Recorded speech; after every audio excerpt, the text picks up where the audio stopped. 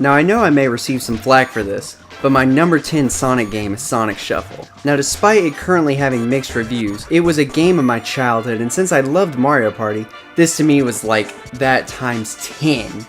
Your main goal was to gather the precious stones and restore the dream world, imaginary world. Looking back now, it seems alright. I don't have my Dreamcast anymore, but I'd love to play the game one time over just to see if it can still hold up to my childhood joy. Oh boy, a soda machine! Ha! In your face! See, did you see what I did there? In his face. Soaring in at number 9 is Sonic Riders. Now I'm sure a lot of you are still just like, wow, why you no like real Sonic games? And to that I say, I do. I just like these as a kid as well.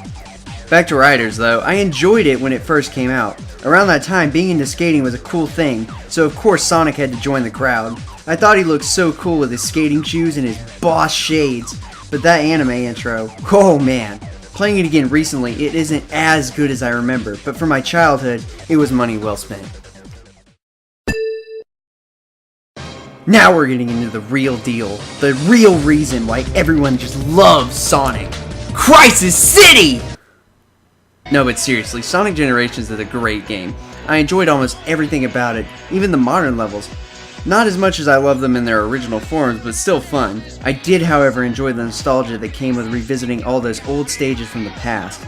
The downside for me was the item and upgrading system. No likey. It doesn't need to be there, not for any platformer really.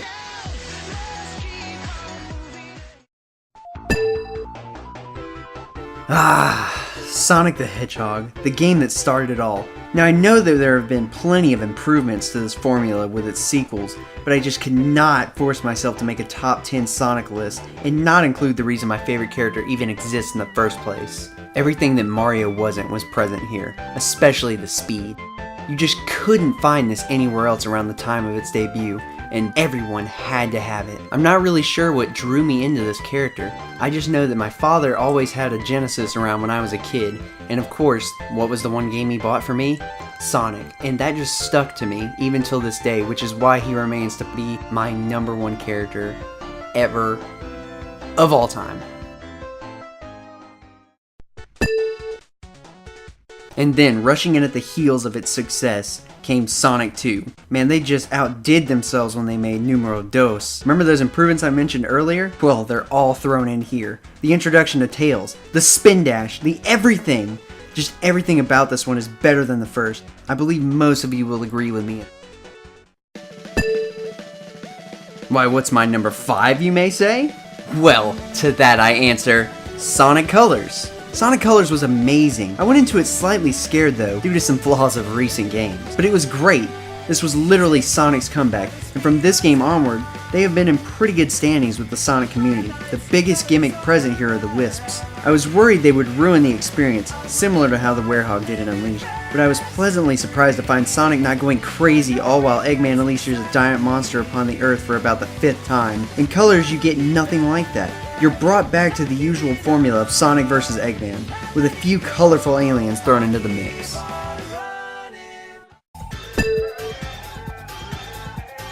Now here's another game slapped onto this list merely because of how nostalgic I am towards it. Sonic CD. In a way, Sonic 2 is better, but still, CD just did something for me. As a kid, seeing Metal Sonic for the first time blew me away.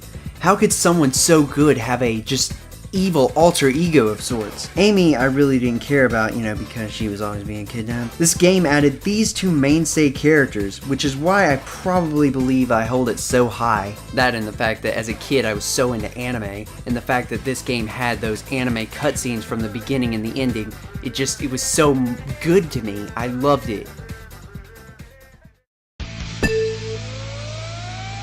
Now I will not say I know everything about this game, but I know a lot.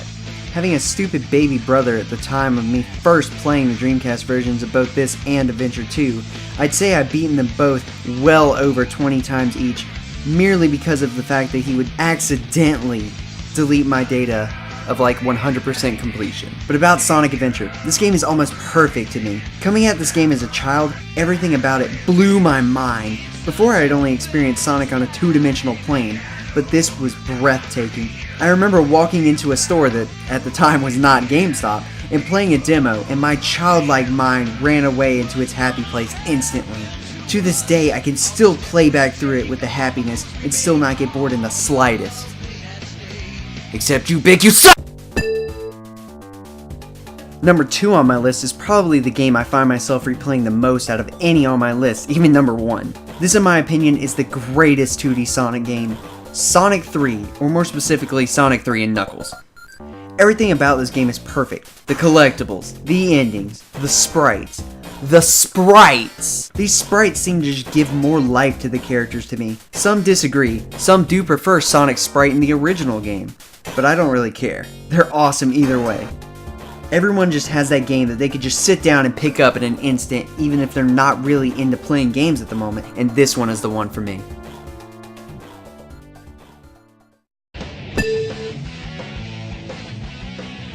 Now I know this is rather cliche and everyone saw it coming, but this is my list and I can say whatever I want about my favorite game ever. But seriously, I love everything about this game, aside from the fact that it doesn't have the awesome hub world from the first game. I even enjoyed the bad dub work.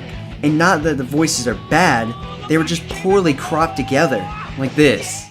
Piper, I think you're the fake hedgehog around here. You're comparing yourself to me? Huh, you're not even good enough to be my... I'll make you eat those words! But this game is an epic tale from start to absolute finish. It has the moving ending, and even plenty to keep you playing once you're done and beaten it. Like the Chows, I didn't mention them before in Sonic Adventure 1 because they're so much better here. They have gauges on the side that can tell you what you're increasing. They can become angel or demon Chows. They can fight, they can race, they can trip, and they can race again. And to top all of this off, if you're good enough to get an A rank on every mission in the game, you can unlock a reimagined Green Hill Zone fully fleshed out in adventure style for your adventuring pleasure. Hey guys, thank you so much for checking out our video all the way to the end. Please like and subscribe if you enjoyed this, and please comment giving me any tips on how I can improve myself. I am kind of new to this whole top 10 and, review thing. Also, feel free to check out some of our Let's Plays. They're good.